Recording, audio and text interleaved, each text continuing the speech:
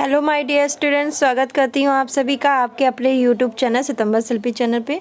Friends, आज की class में जो टॉपिक पढ़ेंगे वो हम लोग पढ़ेंगे इम्पोर्टेंट क्वेश्चन की सीरीज़ पढ़ेंगे। सीरीज़ 2 है और ये मैंने यूपी टीजीटी एग्ज़ाम 2021 करके एक प्लेलिस्ट बना दी है जिसमें यूपी टीजीटी के आपके सारे सिलेबस के टॉपिक होंगे, प्लस आपकी जो इम्पोर्टेंट क्वेश्चन की सीरीज है वो भी मिल जाएगी। तो चलिए फ्रेंड्स, शुरू करते हैं आज की क्लास। देखिए, संपूर्ण जो आपका अस्थि संस्थान में अस्थियों की कुल संख्या होती है, जो संपूर्ण अस्थि संस्थान में अस्थियों की कुल कितनी संख्या होती है? 206, 208, 205, 209। तो राइट आंसर जल्दी से बताइए कि संपूर्ण अस्थि संस्थान में अस्थियों की कुल संख्या कितनी होती है?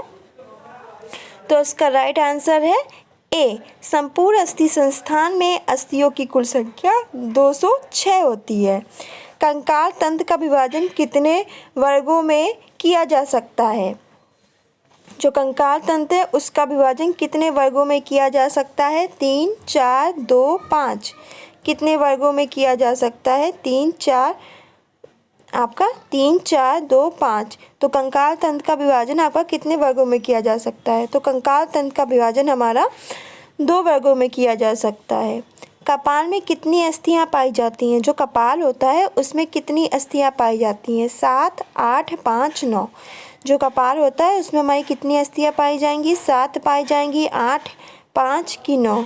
तो कपाल में हमारे 8 अस्थियां पाई जाएंगी। मानव शरीर में जोड़ों की कुल संख्या कितनी होती है? 3 होती है, 5 होती है, 2 होती कि 4 होती है? तो मानव शरीर में जोड़ों की कुल संख्या कितनी होती है? 3, 5, 2, 4। तो मानव शरीर में आपकी जोड़ों की संख्या 4 होती है। मानव शरीर में पसलियाँ कितनी जोड़ी होती हैं? मानव शरीर में जो पसलियाँ हैं वो कितनी जोड़ी होती हैं?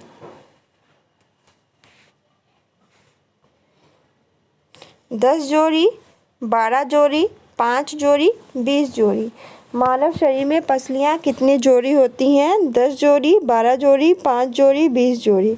तो आपकी मानव शरीर में जो पसलियाँ होती हैं वो आपकी 12 जोड़ी होती हैं। उंगलियों में कुल कितनी अस्थियां होती हैं? आपकी उंगलियों में कुल कितनी अस्थियां हैं? 14, 15, 16, 17। उंगलियों में आपकी जो उंगलियां हैं उसमें कितनी अस्थियां हैं? 14 हैं, 15 हैं, 16 है कि 17 है? राइट आंसर जल्दी से बताएं। तो आपकी उंगलियों में कुल 14 अस्थियां होती हैं। अस्थि का कड़ापन किस तत्व के कारण होता है? जो अस्थि है उसमें जो कड़ापन होता है वो किस तत्व के कारण होता है? कैल्शियम के कारण, आयोडीन के कारण, लौह तत्व के कारण कि सोडियम के कारण? जो अस्थि है उसमें कड़ापन किस तत्व के कारण होता है? कैल्शियम के कारण, आयोडीन के कारण, लौह तत्व के कारण कि सोडियम के कारण? तो राइट आंसर है आपका ए।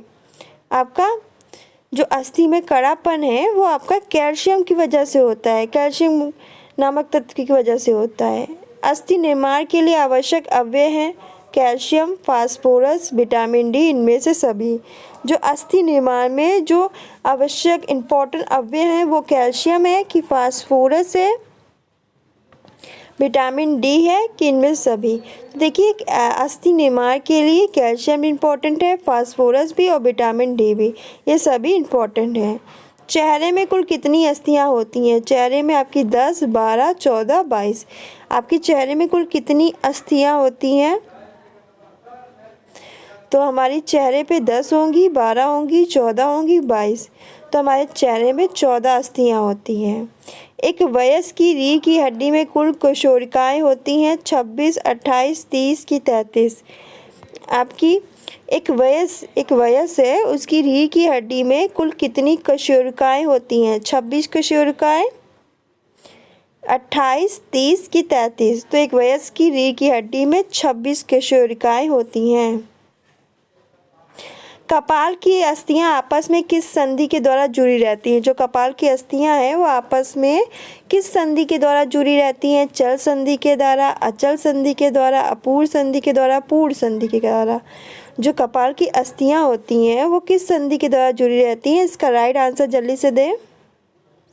तो देखिए कपाल की जो अस्थियां होती हैं वो अचल संधि के द्वारा जुड़ी होती हैं।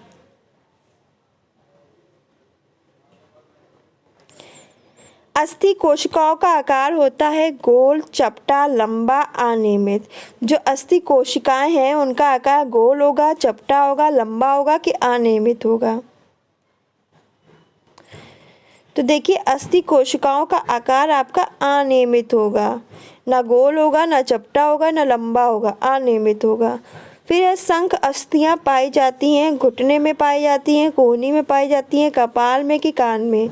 जो आपकी शंख अस्थियां हैं वो कहाँ पाई जाती हैं, घुटने में, कोहनी में, कपाल में कि कान में।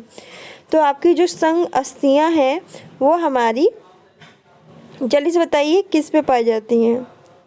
तो हमारी शंख अस्थियां हमारे कपाल में पाई जाती हैं। कोहनी के जोड़ में कौन सी संधि पाई जाती है, खूंटी, कब्जा, सैंडल, कीलदार।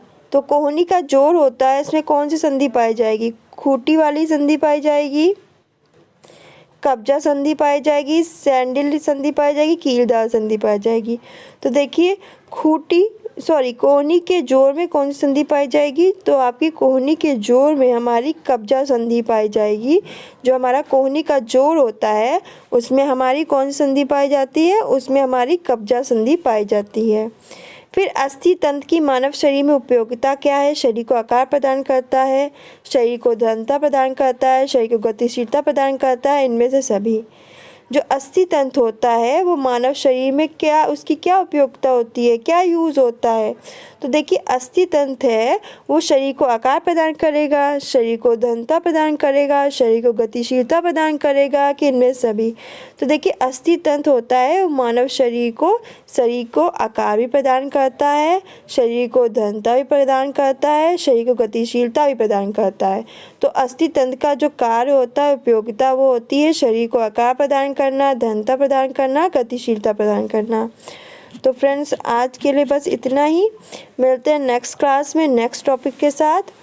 और साथ ही मैंने प्लेलिस्ट बना दी है, प्लेलिस्ट में जाएंगे तो आपको सारे टॉपिक मिल जाएंगे, आपको इम्पोर्टेंट क्वेश्चन की सीरीज प्लस आपको यूपी टीजीटी की आपकी सारी क्लासेस मिल जाएंगी, तो आप वहाँ से सब नोट डाउन कर सकते हो।